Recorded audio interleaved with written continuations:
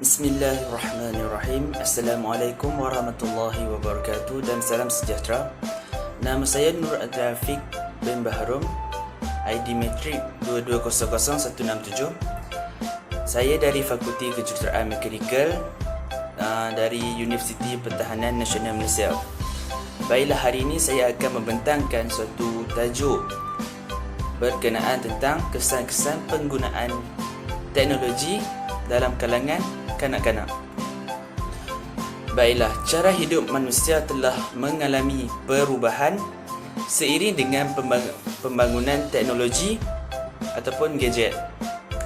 Kanak-kanak dan remaja masa kini juga mengalami perubahan gaya hidup yang ketara mengikut arus daripada pengaruh teknologi moden dalam kehidupan keseharian mereka.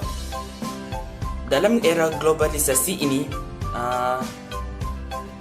teknologi ataupun gadget tinggi tanpa sepadan ini menyebabkan perkembangan kanak-kanak hingga usia remaja amat mudah dipengaruhi oleh ejen sosialisasi seperti media massa.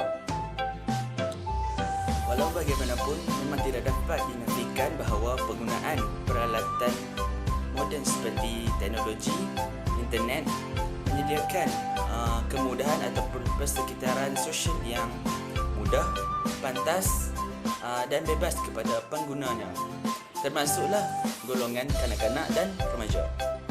Namun, aplikasi internet tanpa kawalan akan mengundang kepada ketagihan dalam kalangan penggunanya, yang sebahagian besarnya adalah dalam kalangan kanak-kanak dan pelajar sekolah.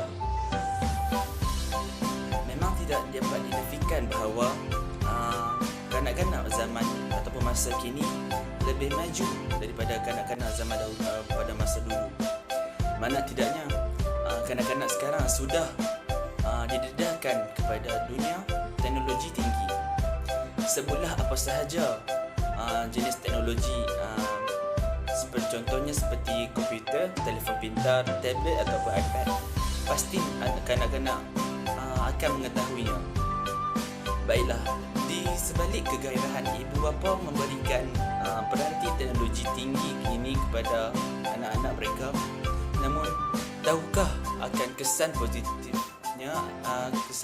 atau negatif kepada perkembangan tubuh dan minda mereka?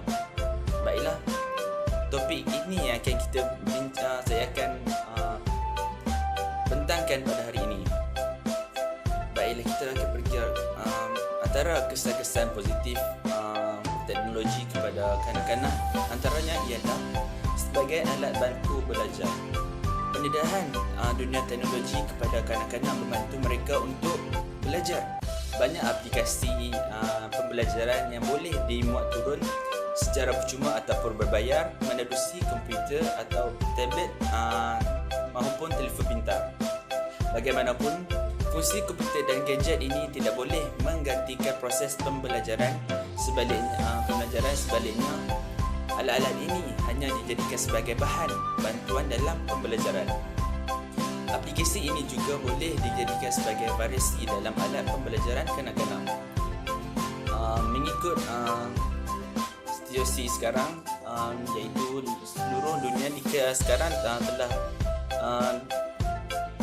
mengalami ataupun menghadapi masalah seperti COVID-19. Baik, oleh itu penggunaan internet ataupun teknologi ini sangat membantu sebagai bahan dalam membantu pelajar ataupun kanak-kanak untuk melakukan proses pembelajaran.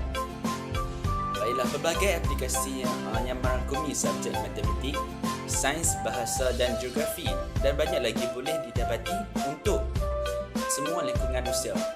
Aplikasi-aplikasi ini juga sering dilakukan secara santai, seperti pembelajaran melalui permainan. Kesan bunyi dan grafik yang ada pada aplikasi tersebut dapat menarik minat kanak-kanak untuk belajar. Jadi kanak-kanak ini tidak akan berasa bosan untuk belajar hanya melalui dari satu medium sahaja. Baiklah, yang kedua, kanak-kanak ini akan bersifat lebih maju ke depan. Pengetahuan kanak-kanak terhadap komputer dan gadget menjadikan mereka lebih cekap dalam mengendalikan teknologi. Memandangkan dunia masa depan banyak bergantung kepada teknologi, justru ini adalah langkah awal untuk kanak-kanak terdedah dengan dunia berteknologi canggih. Apabila kanak-kanak aktif menggunakan teknologi, mereka secara tidak langsung akan turut berminat untuk mempelajari perkara lain yang berkaitan dengan teknologi. Sikap mereka yang ingin tahu dan gemar meneroka ini akan membantu perkembangan minda mereka untuk menyelami keajaiban dan kehebatan dunia teknologi. Baiklah, seterusnya saya akan membincangkan tentang kesan-kesan negatif terhadap penggunaan internet ataupun teknologi terhadap kanak-kanak. Pada pendapat saya, teknologi ini memberikan lebih banyak kesan negatif daripada kesan positif.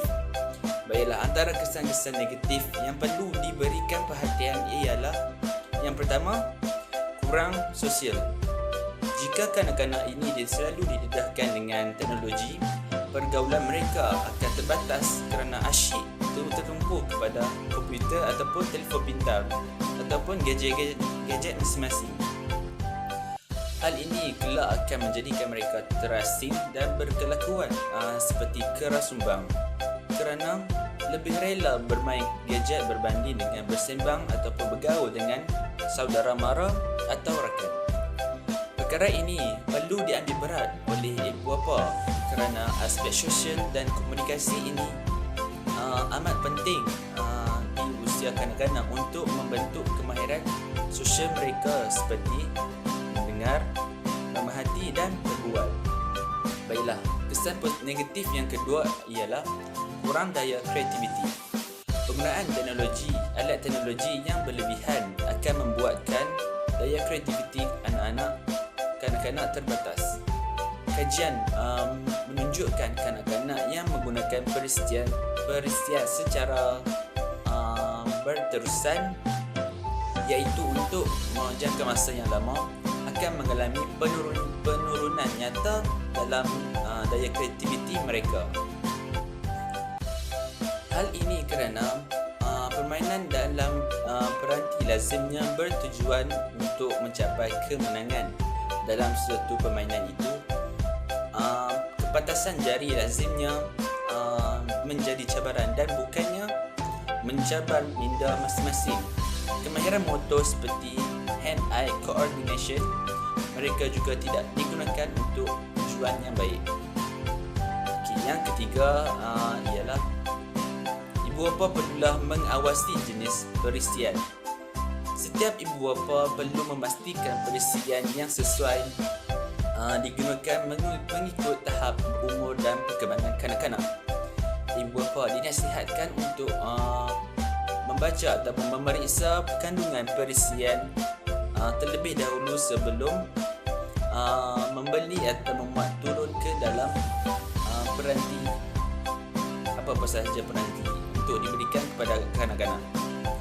Sikap ibu bapa yang sambil lewa dalam memuat turun perisian dikhawatiri akan mendedahkan kanak-kanak kepada unsur negatif seperti keganasan ataupun seks yang memang berleluasa di internet pada zaman sekarang tanpa sebarang had. Dan akhir sekali, kesan-kesan yang sangat jelas, iaitu kesan-kesan negatif yang sangat jelas dapat dilihat